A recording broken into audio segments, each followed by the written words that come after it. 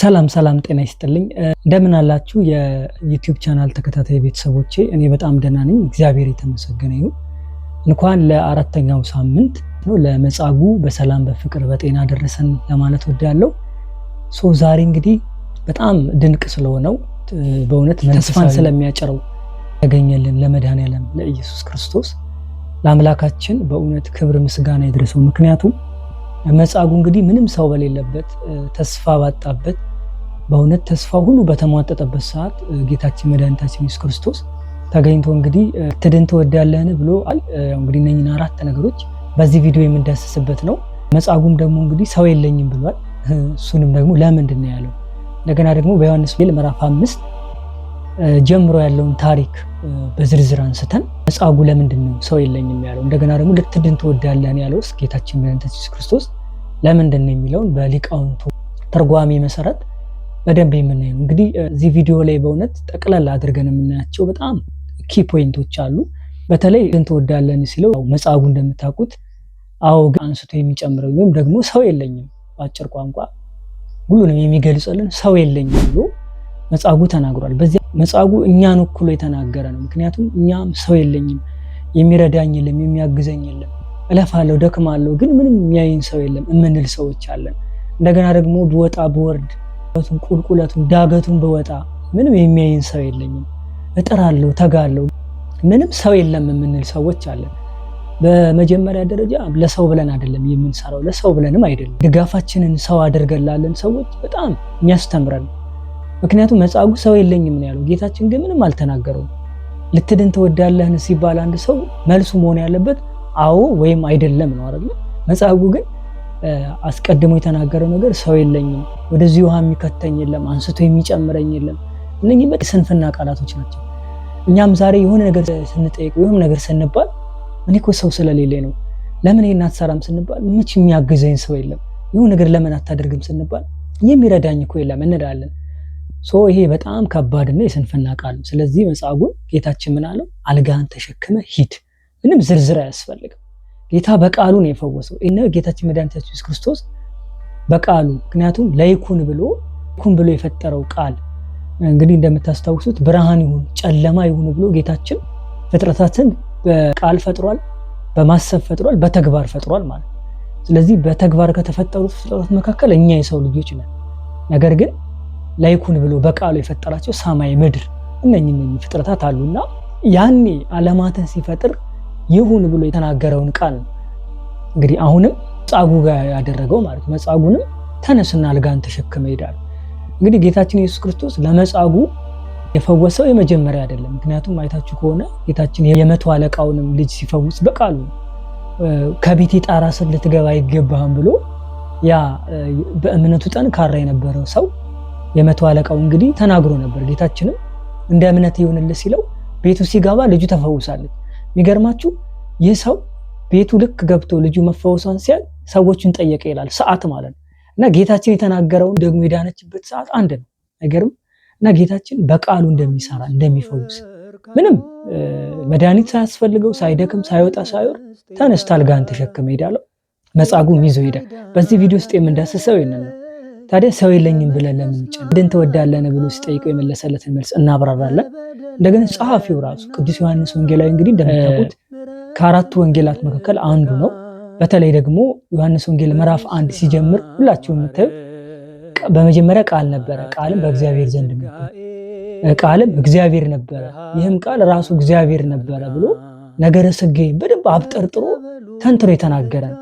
እንዲሁም ሊቃውንቱ ምን ይላሉ? በተለይ ይሄ ቅዱስ ዮሐንስ እንደነበርና እንደገና ደግሞ በቅርፊት እያደረገ የባህር ያነሳ ሲደፋ ዮሐንስ አንተ ምን እያደረግክ ነው ሲለው እኔማ ይሄንን የሰው ይችላል የጊዜ ጉዳይ ነው፣ ሊደረስበት የማይችለውን የመለኮትን ጥልቁን ነገር እየተመራመርክ ነውና ስለዚህ ተዋለው ማለት። ምክንያቱም ማንም የእግዚአብሔርን መለኮታዊ ስልጣን ኃይል ሐሳብ ሊረዳው ወይም በእኛ አቅም ልንገነዘበው አንችልም። ለዚህ ነው ጸጋና ሕይወትን ተሞልቶ በእኛ አደረ ብሎ ቅዱስ ዮሐንስ የዘጋው ማለት። በመጀመሪያ ግን ቃል ነበረ፣ ቃልም እግዚአብሔር ዘንድ ነበረ፣ ቃልም ራሱ እግዚአብሔር ነበር እያለ በጣም መጣ ወደታች ማለት። ስለዚህ ሊቃውንቱ ያንን በደንብ ያብራሩታል። ይሄንን ጻፈልን የዘገበልን ቅዱስ ዮሐንስ እና በጣም የሚያስገርማችሁ ነገር መጻጉዕ ህይወት ማንነት ውስጥ እኛን የምናይበት ስለ አዳም የተነገረ ነው። አዳም 5500 ዘመን ይጠብቅ የነበረውን ያንን የምድርን ተስፋ መጻጉዕ ላይ አይተነዋል። ምክንያቱም ሰው የለኝም ያለው አዳም ሰው ጠፍቶ የሚያድነው ጠፍቶ የነቢያቱ ሁሉ መስዋዕት ራሱ አዳም እኮ መስዋዕት አቅርቧል በገነት እና ደሙን እንደ መስዋዕት አድርገህ ተቀበልልኝ ባለው ጊዜ ሰው ደግሞ ምን አለው? አዳም ወይ በአንተ ሳይሆን በእኔ ደም ነው ዓለም የሚድነው እና ከልጅ ልጅ ተወልጄ 5500 ማለት በክርስቶስ 5 ቀን ተኩል ማለት በእኛ ነው 5500 ዘመን እና ያ ቃል ሲፈጸም ትንቢቱ ሲፈጸም ከድንግል ማርያም ተወልጄ አድንሃለሁ የሚለውን ቃል ተስፋ ሰጠው ማለት ጌታችንም ቃሉን ጠብቆ መጣ። መጻጉዕ ጋር ደረሰ ማለት መጻጉዕንም ሲያድነው ሰው የለኝም ብሎ በትህትና ቃል ቢናገርም ይሄ ራሳችንን በብዙ ነገር ሰው የለኝም ብለን ለምናጥር ሰዎች የተነገረም በሌላው ትርጉም ግን ብዙ ሚስጥር አስተምሮን ሰው የለኝም ያለው አው ሰው ሆነ አንተ ካልመጣ በስተቀር ሊያድነኝ የሚችል ማንም የለም ሲል እንግዲህ ጌታችን ኢየሱስ ክርስቶስ በተዋሕዶ የከበረ ከድንግል ማርያም ከስጋዋ ስጋ ከነፍሷ ነፍስ ነስቶ የተወለደ ነው። ስለዚህ ሰውና አምላክ ነው። ፍጹም ሰው ነው፣ ፍጹም ሰው ስንል ፍጹም አምላክ ነው። ስለዚህ በተዋሕዶ ብለን ምናምን ነን እኛ ኦርቶዶክሳውያን። ስለዚህ ጌታችን ኢየሱስ ክርስቶስ እንግዲህ መጻጉዕን ባለቤት የሆነው መድኃኒታችን ኢየሱስ ክርስቶስ ዝም ብሎ አላዳነው። ልትድን ትወዳለህ ሲለው አንደኛ የራሱን ፍቃድ ጠይቋል። አሁን ዛሬም እኮ በጸበል በተለያየ ስፍራ ሰው ለመዳን ይመጣል። ነገር ግን የነሱ የእምነት ጥንካሬ ይፈልጋል። የኛ ማለት እኛ ለመዳን ካልሻትን ለመዳን ካልፈለግን በጎ ነገር ለመስራት እኮ የኛ ፍላጎት ያስፈልጋል። አንዳንድ ጊዜ አይታችሁ ከሆነ ለምን ንስሐ አትገቡም እንዲህ አታደርጉም ስንባል ብዙ ጊዜ ወደኋላ የምንለው የኛ የፈቃድ ራሱ አላሸነፍንም። ፈቃደ ስጋችን ገና አልገዛንም ማለት አባቶቻችን እኮ ንስሐ ለመስጠት ዝግጁ ናቸው። ግን የኛስ ወደነሱ መምጣት መቼ ነው? ሁልጊዜ እግዚአብሔር ኑ ይላል፣ እጁን ይዘረጋል። እኛ ወደሱ ካልቀረብን ንስሐ የሚባለው ነገር እኮ ራሱ እኛ ወደ እግዚአብሔር ካልቀረብን የሚሆን አይደለም። ምንም ነገር ስናደርግ እኛ ከእግዚአብሔር ፈቃድ ጋራ የኛ ፈቃድ ሊስማማ እንደሚገባ ከኛ ፈቃድ ጋር ደግሞ የእግዚአብሔር ይሁንታ እሽታ ሊስማማ እንደሚገባ ስለዚህ የሰውን ፈቃድ ሲጠይቅ መጻጉዕ ልትድን ትወዳለህ ያለው አዎ ልድን ወዳለሁ ብሎ በኋላ ስለመለሰ ለአይሁድ ክስ ሊያሳጣ ማለት ነው ጌታችን። እንግዲህ አይሁድ በጣም የሚገርማችሁ ነገር የክስ ሰዎች ናቸው። ገና ጌታችን መድኃኒታችን ክርስቶስ ራሱ ሊያስተምራቸው ምኩራብ ሲገባ ቤተ መቅደስ ሲገባ በቃ የሆነች ነገር ነው የሚጠብቁት ከሱ ለምን ስህተት ማለት ከዛ ወዲያው ሄደው ለኔሮን ቄሳር ለሄሮድስ ለመክሰስ ማለት ጌታችንም የነሱን ክስ ለማራቅ በእውነት ከነሱ የሆነ ነገር ለማሳጣት ሲል ብዙ ሰው ሲፈውሰው በሰንበት ስለሆነ ምንድን ያደረገው አልጋህን ተሸክመ ሂድ አለ። አሁን መጻጉዕ ዝም ብሎ ቢሄድ ኖሮ አይማ በቃሉ አታሉት ነበር ምናምን ብለው ደግሞ የሆነ ምክንያት አያጡ። ጌታችን ግን ምክንያት ለማሳጣት መጻጉዕን አልጋህን ተሸክመ ሂድ የዳንክባትን አልጋ ይዘህ ሂድ። ምክንያቱም 38 ዓመት ተሸክመው የነበረችውን አልጋ መጻጉዕ ይዟት ሲሄድ ተገረሙ። በዛ ላይ ሰንበት ነው። ማን ያዳነ ሲሉ አላውቀውም፣ ነገር ግን እሱ አዳነኛል።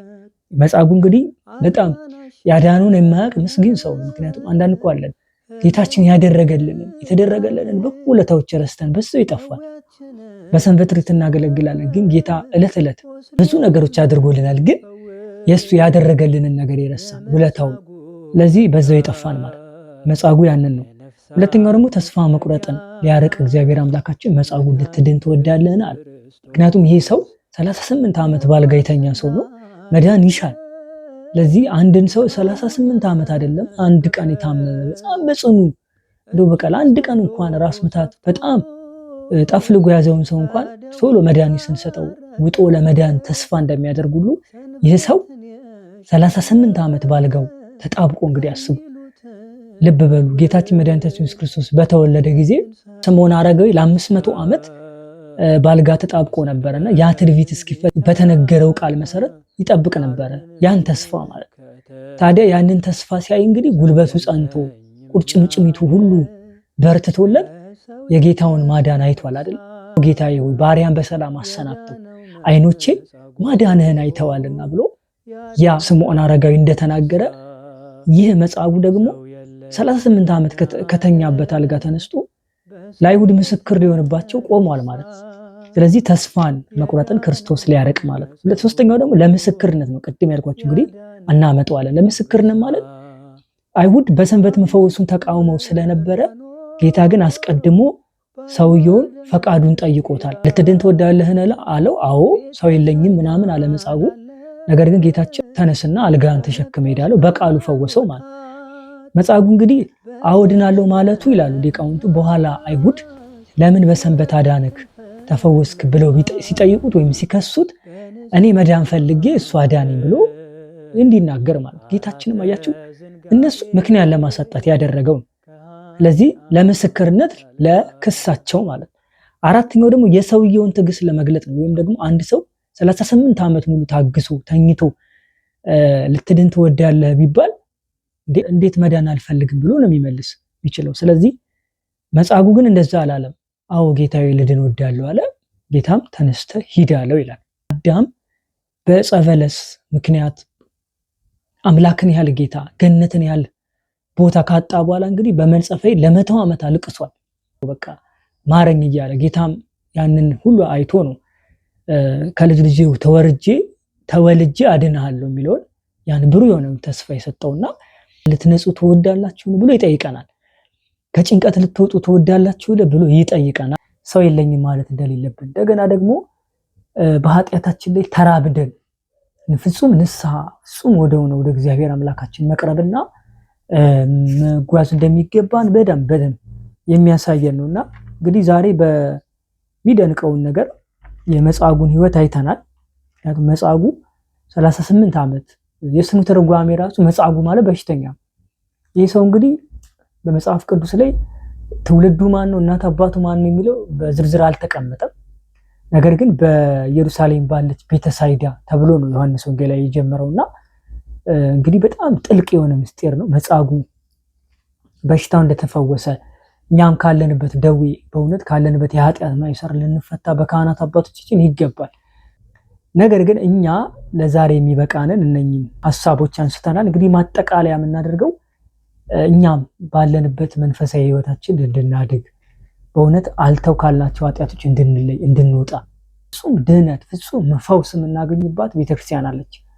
ስለዚህ ወደ እሷ ወደ አባቶቻችን ካህናት ቀርበን ኃጢአት በደላችንን ተናዘን ከኃጢአት ማይሰር እንድንፈታ ነው የመጻጉዕ ታሪክ የሚያሳየን ማለት እንጂ መጻጉዕን ብቻ ተርከን እንድንሄድ አይደለምና ቪዲዮን እስከ መጨረሻ ታዩና ላይክ ሼር እንድታደርጉ በዚህ አጋጣሚ ሪኮመንድ አደርጋለሁ። ሐሳብ አስተያየታችሁን ደግሞ በኮሜንት መስጫው ሴክሽን ላይ አስቀምጡልኝ። እባካችሁ ቪዲዮን በደንብ እንድታዩ በእግዚአብሔር ስም ጋብዛለሁ። ሳምንት በሌላ ቪዲዮ እስከምንገናኝ ቆይታ